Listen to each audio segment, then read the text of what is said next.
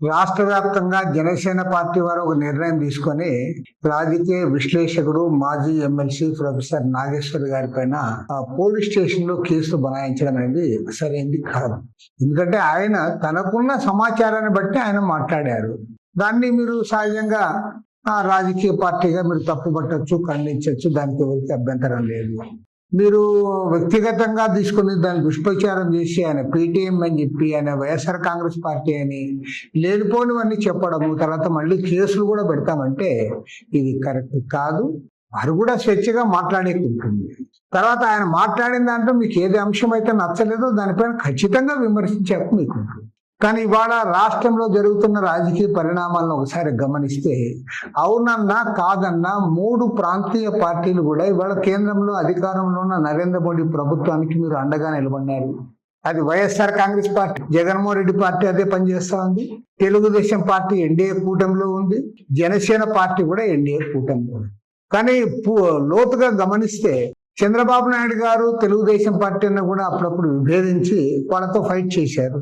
అదేవిధంగా జనసేన పార్టీ ఆనాడు పాచిపోయిన లడ్డూలు ఇచ్చామని చెప్పి ప్రత్యేక హోదా విషయంలో బీజేపీకి వ్యతిరేకంగా ఫైట్ చేశారు మీరు. మరి అదేవిధంగా చంద్రబాబు నాయుడు గారు అయితే వ్యక్తిగతంగా నరేంద్ర మోడీని కూడా విమర్శించాడు. నీకు అసలు పెళ్ళామేతో లేదు, సంసారమే లేదు, నీకు సమస్యలు ఏం తెలుస్తాయని చెప్పి సాక్షాత్తు అసెంబ్లీలోనూ మాట్లాడాడు. మరి గత 12 ఏళ్లలో ఏనాడు కూడా బీజేపీని వ్యతిరేకించకుండా, మోడీని విమర్శించకుండా ఉన్న ఏకైక పార్టీ జగన్మోహన్ రెడ్డి పార్టీ, వైఎస్ఆర్ పార్టీని.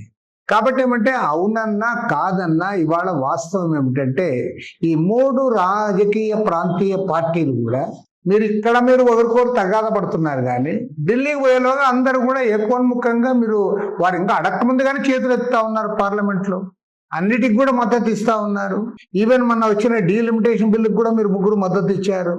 కాబట్టి ఏమంటే దీనిపైన మీరు వివరణ ఇవ్వండి ప్రజలకి, మీ స్టాండ్ చెప్పుకోండి.